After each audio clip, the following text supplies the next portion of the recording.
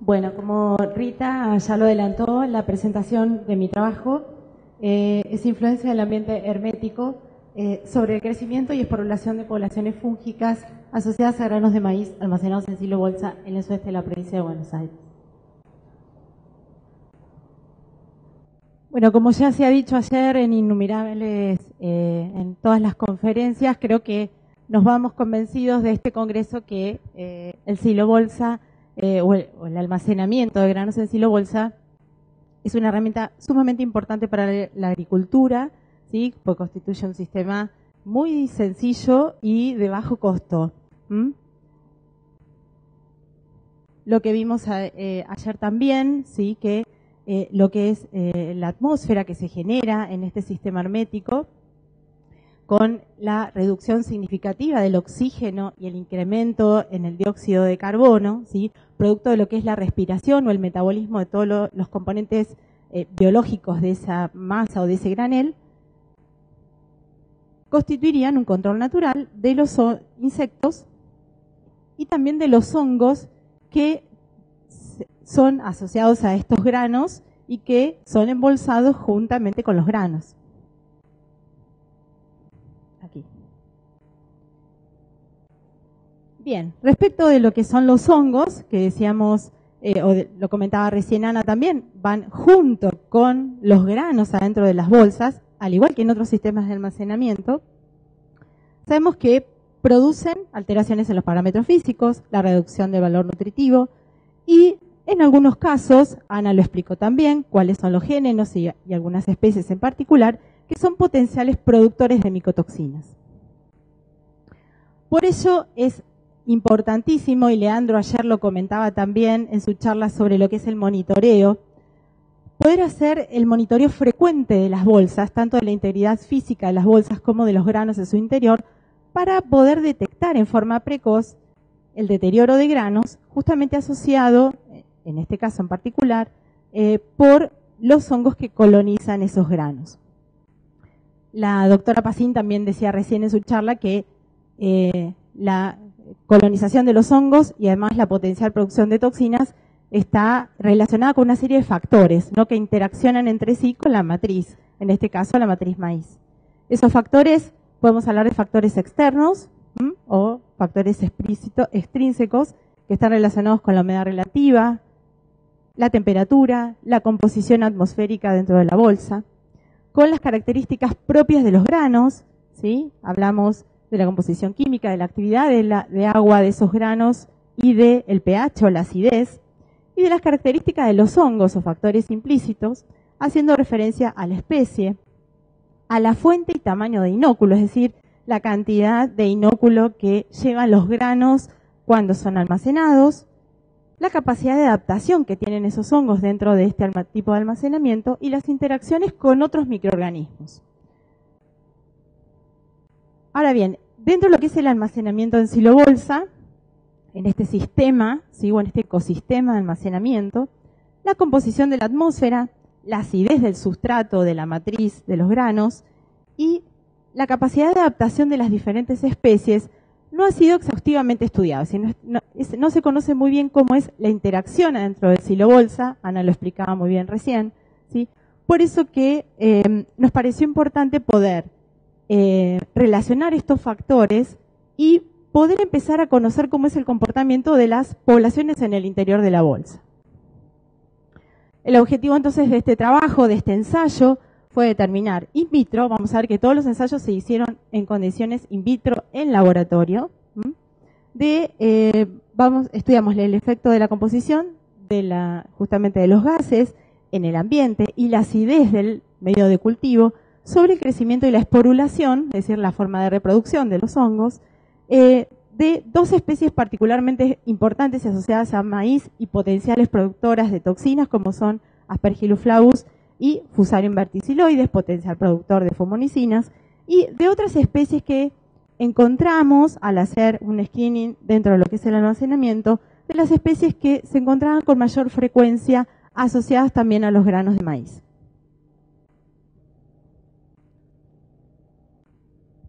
Bueno, para realizar los ensayos analizamos más de 540 muestras que extrajimos de silobolsas en el sudeste de la provincia de Buenos Aires. Esas bolsas, a partir de esas bolsas realizamos la extracción de muestras en 3 momentos de almacenamiento. Ese almacenamiento fue de 5 meses y realizamos extracciones de las muestras al momento del cierre de la bolsa o unos días, entre 7 y 10 días después del cierre de la bolsa, luego de 90 días del almacenamiento y previo a la apertura de la bolsa, que fue aproximadamente a los 5 meses. Realizamos entonces la extracción de las muestras. Ayer Leandro mostraba muy bien lo que es el sistema de muestreo con el calador. Hicimos diferentes tomas de muestras, ¿sí?, en estratos en el perfil vertical de las bolsas y además en diferentes zonas que se ubicaron, ¿sí?, a partir del cierre de esas bolsas a 10 metros de distancia cada una. Lo que hicimos también fue tomar algunos datos de lo que fueron condiciones de la humedad del grano al momento del embolsado, y se determinó la temperatura, ¿sí?, dentro de las bolsas y también la concentración de oxígeno y dióxido de carbono con un medidor portátil. Ya a partir de las muestras lo que hicimos fue determinar la acidez de los granos en el laboratorio y caracterizamos los honguitos. Todo lo que voy a presentar, entonces, acuérdense que son estudios llevados a cabo in vitro a partir de los hongos que extrajimos de los granos en el campo, ¿sí? Lo que hicimos fue, a partir de las muestras, aplicar protocolos de microbiología convencionales en el laboratorio para poder, ¿sí?, favorecer el desarrollo de todos estos honguitos que estaban asociados a los granos. Lo que hicimos fue identificar cada una de estas morfologías distintas de estos honguitos y seleccionamos para nuestro trabajo posterior las especies Aspergillus flavus. Trabajamos con casi 40 aislamientos, con Fusarium verticiloides y con otra especie, Penicillium funiculosum, que era la que yo les contaba, que es un honguito que crece asociado a los granos, pero que mantiene su nivel durante todo el tiempo de almacenamiento. Es decir, no está reportado como un micotoxigénico, ¿sí?, de importancia, produce algunas sustancias químicas, pero lo estudiamos en particular porque queríamos ver cómo se comporta ante diferentes cambios en las condiciones ambientales. Realizamos entonces varios experimentos, ¿sí? Nosotros queríamos ver cómo se comportan estos hongos y para eso diseñamos algunos experimentos en almacenamiento hermético y seleccionamos, ¿sí?, mezclas de gases. 3 de estas mezclas, eran mezclas que nosotros habíamos considerado en algunas tomas de muestras en el campo. Y otra de las muestras que utilizamos fue la del 21% de oxígeno y 0,03 de dióxido de carbono, que es la condición de atmósfera normal. De todas maneras, lo usamos como un testigo de almacenamiento hermético. Consideramos también 2 niveles de acidez, ¿sí?, que fue el pH 6,5. Ese pH fue el que nosotros registramos al momento del embolsado de los granos, ¿sí? Tomamos el pH de los granos y tenían ese contenido de acidez. Y después tomamos otro contenido de acidez que fue el de 5,6, ¿sí?, lo vemos aquí, que esa fue la acidez que registramos en los granos al final del almacenamiento. ¿Sí? Los granos habían aumentado su acidez conforme aumenta el almacenamiento. Para todos los ensayos consideramos las mismas cepas, ¿sí?, o los mismos hongos creciendo en condiciones naturales, es decir, en condiciones sin restricción de oxígeno, en un ambiente normal. Con todos estos factores lo que hicimos fue diseñar frascos, ¿sí?, de vidrio, herméticos. Hicimos diferentes ensayos para lograr la hermeticidad, ¿sí?, de estos frascos. En el interior colocamos placas con los honguitos inoculados. Esos tratamientos tenían los diferentes pH que fueron ajustados, simulando la acidez de los granos, en condiciones de actividad de agua elevada, ¿sí? Lo aclaramos esto también, tenían un elevado 0.99 de actividad de agua. Lo que hicimos fue entonces sellar herméticamente los frascos y una vez lograda la hermeticidad inyectamos las diferentes mezclas de gases. Recordemos que en el caso de la condición que tomábamos como testigo, simplemente lo que hicimos fue sellar el frasco y después sí tomar el registro de el gas que estaba en su interior. Los frascos lo que hicimos fue almacenarlos a 25 grados, que es la temperatura óptima de crecimiento de los hongos, para ver entonces cómo era su comportamiento, ¿sí?, bajo las diferentes atmósferas y las dos condiciones de acidez. Realizamos lecturas a los 3 y 7 días de incubación. Y previo a la apertura de los frascos para extraer las colonias y poder medir cuánto habían crecido, lo que hicimos fue registrar, ¿sí?, con un medidor portátil de gases, cuál era la composición del gas previo a abrir el frasco, es decir, cuánto habían consumido o si realmente habían respirado esos honguitos allí dentro. Realizamos entonces después, una vez que abrimos los frascos, tomamos los diámetros de las colonias, ¿sí?, que habían sido inoculadas. 10, 5 minutos más. Vale, sí. Soy la que sigue. Y hicimos también unos ensayitos para poder verificar cuál había sido la esporulación, es decir, si la reproducción del hongo en esas condiciones se podía realizar o no. Bueno, ¿y qué resultados obtuvimos? Pudimos observar para las 3 especies, vamos a mostrar gráficos que representan el diámetro de las colonias en función de lo que fueron las distintas condiciones ambientales. Pudimos observar que respecto de lo que era el almacenamiento sin restricciones de oxígeno en la atmósfera normal, las colonias que crecían en ambiente hermético reducían, ¿sí?, su tamaño en entre 50 y 54% promedio. Si consideramos el almacenamiento hermético únicamente, pudimos observar que el crecimiento se reducía en un 65% promedio. Respecto de la acidez de los granos, pudimos observar que la acidez provocaba un efecto negativo, es decir, a medida que la acidez aumentaba, el tamaño de las colonias se reducía. Si observamos la esporulación de las colonias, pudimos observar que el almacenamiento hermético también afectó negativamente la esporulación de las colonias, es decir, la reproducción de los honguitos. Lo podemos observar en el registro fotográfico de las colonias, donde vemos que la condición de oxígeno más restringida, es decir, 1% de oxígeno, ¿sí?, y elevado contenido de dióxido de carbono, provocaba, ¿sí?, la reducción significativa de la esporulación de los hongos. Para Fusarium verticiloides ocurrió un comportamiento similar. Pudimos observar que respecto de la condición ambiental, las colonias que crecieron en el ambiente hermético, ¿sí?, con la misma condición inicial de oxígeno, reducían el tamaño de sus colonias en un 38-40% aproximadamente. Y si consideramos la condición de oxígeno más restringida de 1%, las colonias reducían también su tamaño en forma significativa en un 56-62%. Respecto de la acidez, pudimos observar un comportamiento similar a Aspergillus flavus, en donde veíamos entonces que justamente la acidez del medio de cultivo provocaba una reducción significativa del diámetro de las colonias.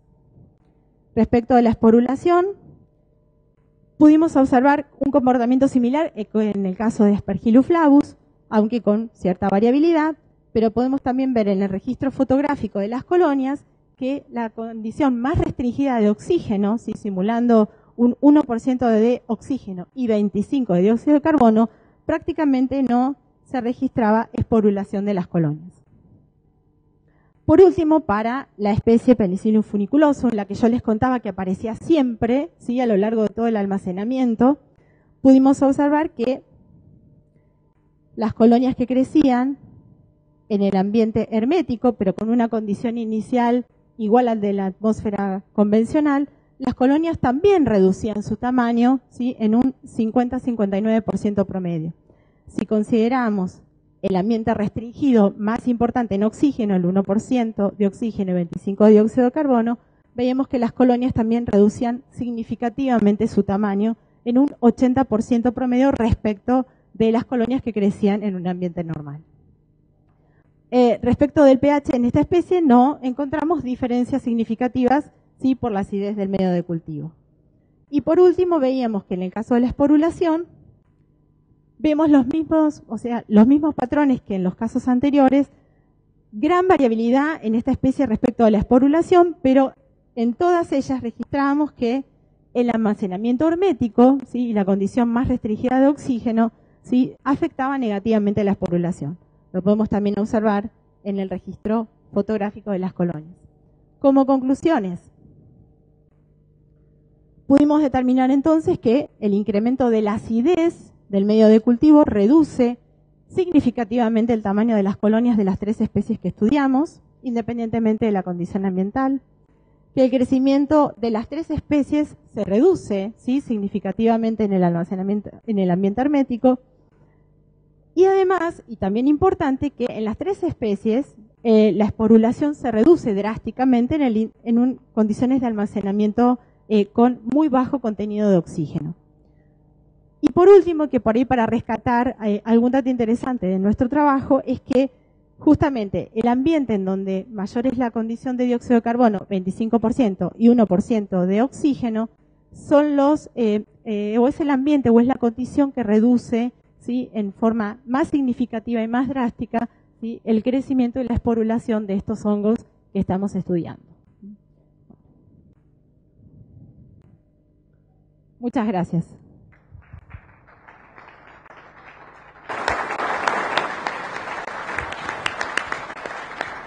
Tenemos tiempo para una pregunta.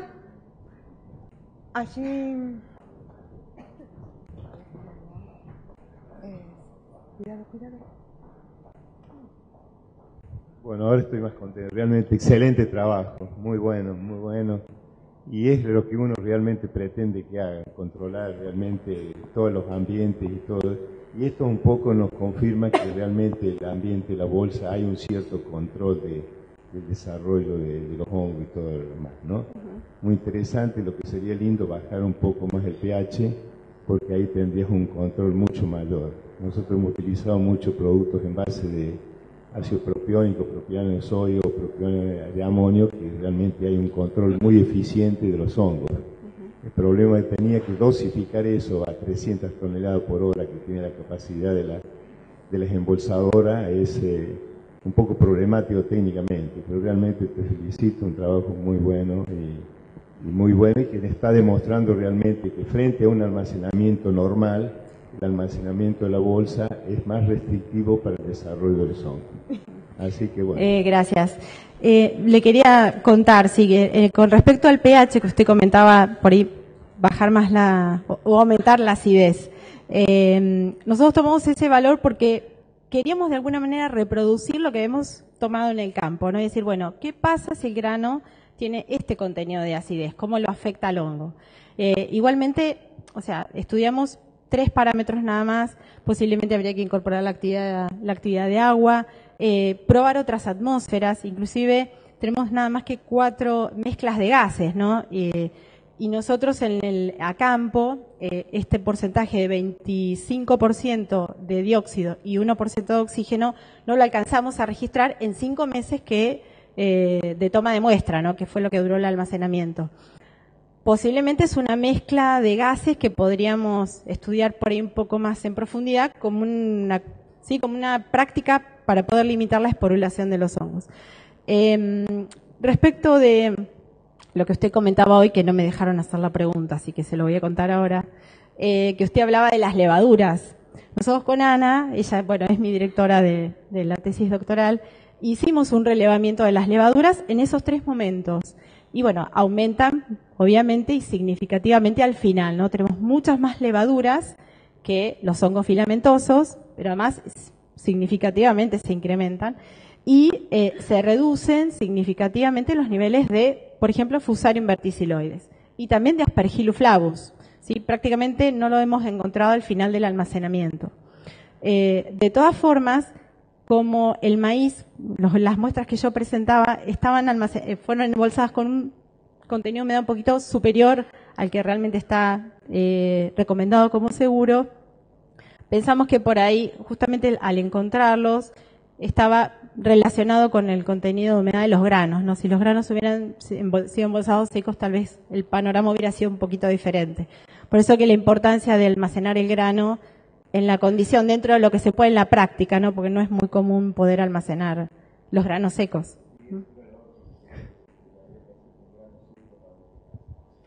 Bueno, y si le parece un último comentario, que Ana también lo dijo en su charla, lo que es el tamaño del inóculo, ¿no? Los honguitos que se embolsan asociados.